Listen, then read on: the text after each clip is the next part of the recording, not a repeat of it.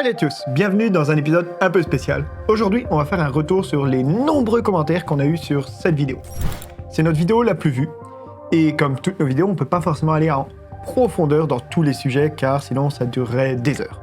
Donc aujourd'hui, on a dit qu'on allait faire un petit tour de tous les commentaires qu'on a eu et essayer de répondre au plus possible. La vidéo est pas mal pour une chaîne en train de se faire. Je me pose juste une question. En quoi la détection par la vision des rayons UV, X et gamma mettrait en danger sa vue? C'est l'exposition à ces rayonnements qui est dangereux, pas leur détection. Si l'exposition reste la même, il ne devrait pas y avoir plus de danger pour ses yeux que sans ces implémentations. Merci beaucoup pour ton intérêt et tes questions. Si l'être humain avait évolué dès son origine pour percevoir ces ondes, ce ne serait sans doute pas un problème. Mais comme les rayonnements gamma ou X sont dommageables pour les tissus vivants, si on modifiait l'œil humain de nos jours pour ce qu'il soit sensible à ces ondes, il pourrait ne pas être suffisamment protégé.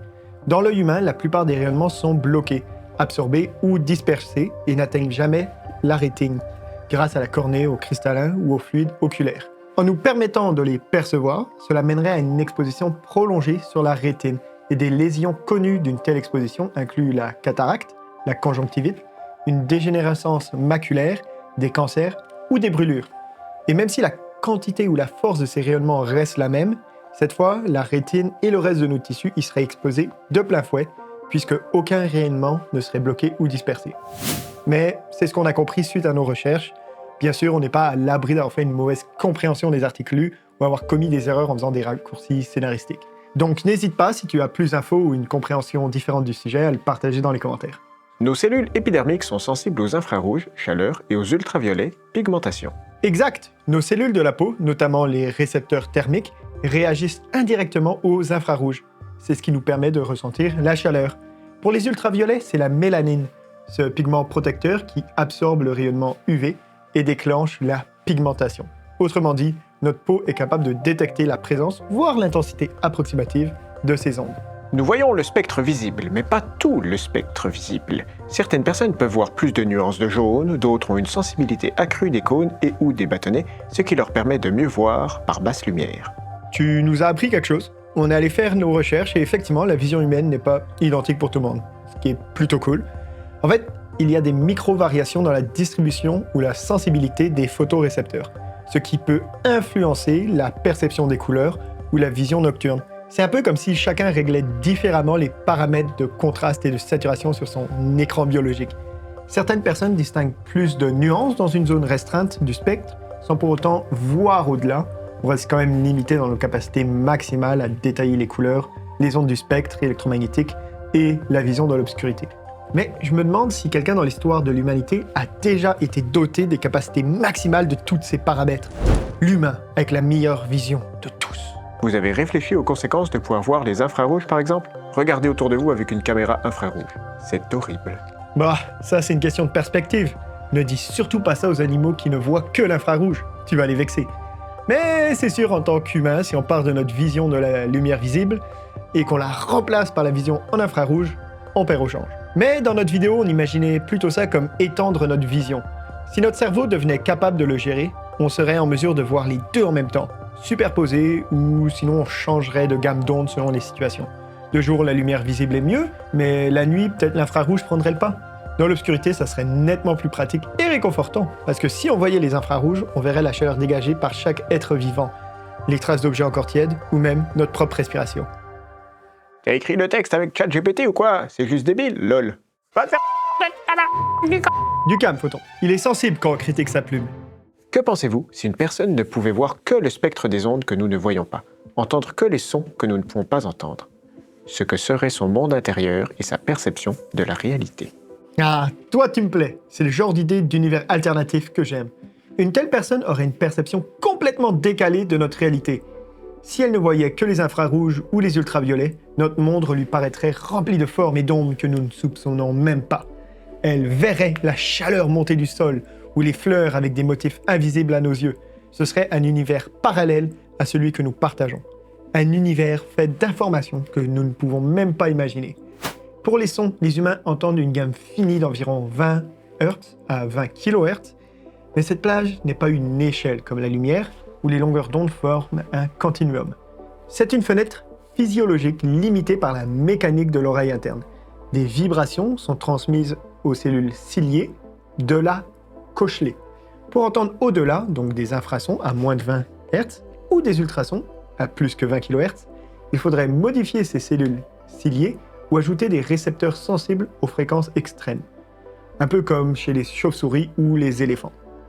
Et ça via une évolution, une mutation ou des implants cybernétiques recalibrant la cochelée. Donc effectivement, on pourrait imaginer des humains qui entendent et qui voient le monde d'une façon complètement différente de la nôtre.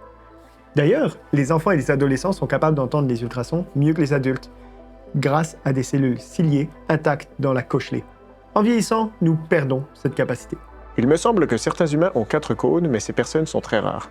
Et oui, c'est tout à fait exact. Encore une fois, on apprend quelque chose grâce à nos commentaires. La plupart des humains ont 3 types de cônes, rouge, vert et bleu. Mais certaines personnes, souvent des femmes, possèdent un 4e type de cône, sensible à une autre longueur d'onde intermédiaire. Cela leur permet de percevoir des nuances de couleurs invisibles pour le reste d'entre nous. C'est fou, non? Il y a des couleurs qui existent autour de nous, mais qu'on n'est pas en mesure de voir, sauf certaines personnes. Enfin, peut-être pas des couleurs, mais des nuances de couleurs. Ça serait lié à une mutation génétique sur le chromosome.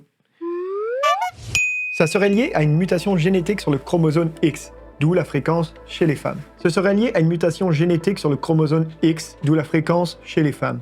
Et il est possible que 1 à 12% des femmes posséderaient 4 types de cônes. Oui, c'est un grand range de pourcentage, mais on ne va pas aller ouvrir les yeux de toutes les femmes pour vérifier. Ils ne sont pas nécessairement aussi tous fonctionnels pour la perception accrue des couleurs.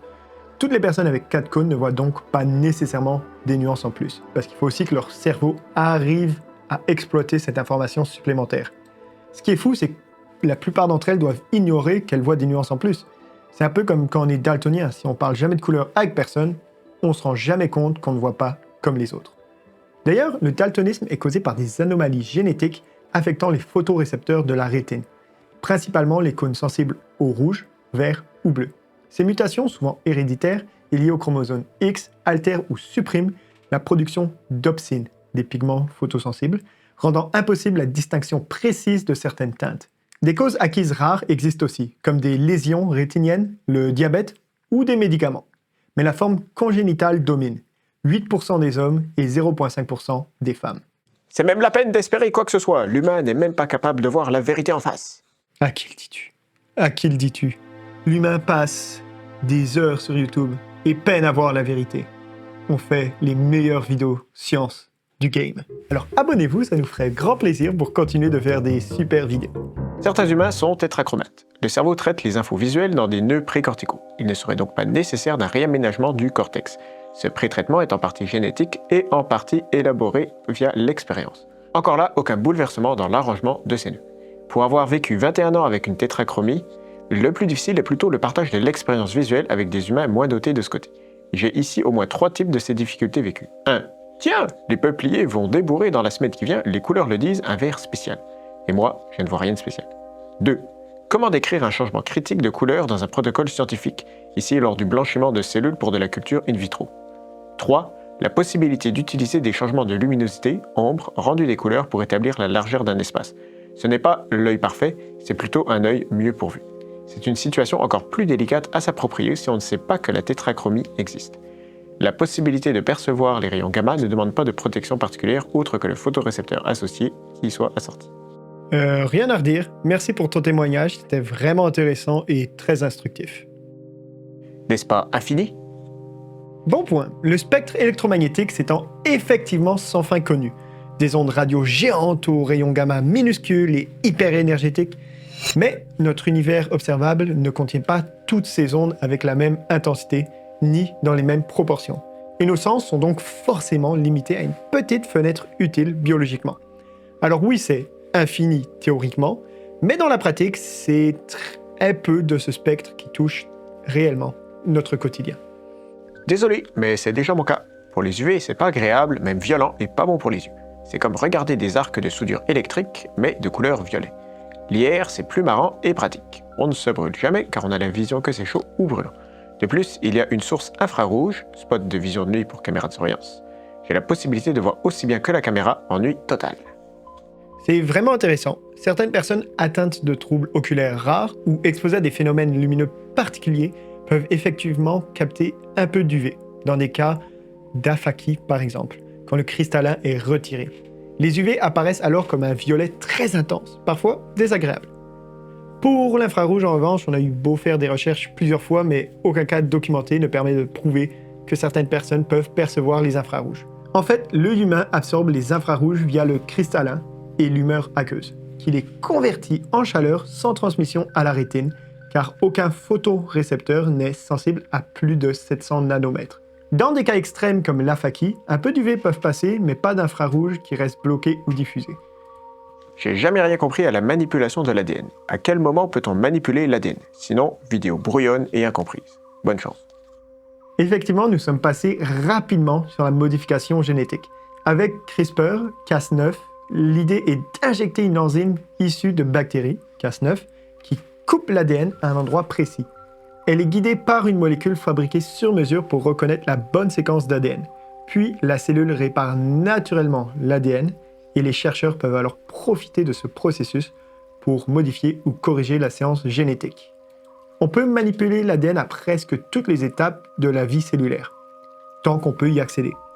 En pratique, ça se fait surtout in vitro, dans des cellules cultivées ou des embryons très précoces, avant la différenciation des tissus. Merci à tous d'avoir regardé cette vidéo.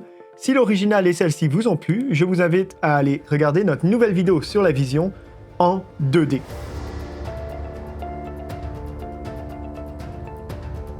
Si vous voulez découvrir nos épisodes, rendez-vous sur YouTube sur la chaîne de Univers de Kervin. N'hésitez pas à vous abonner.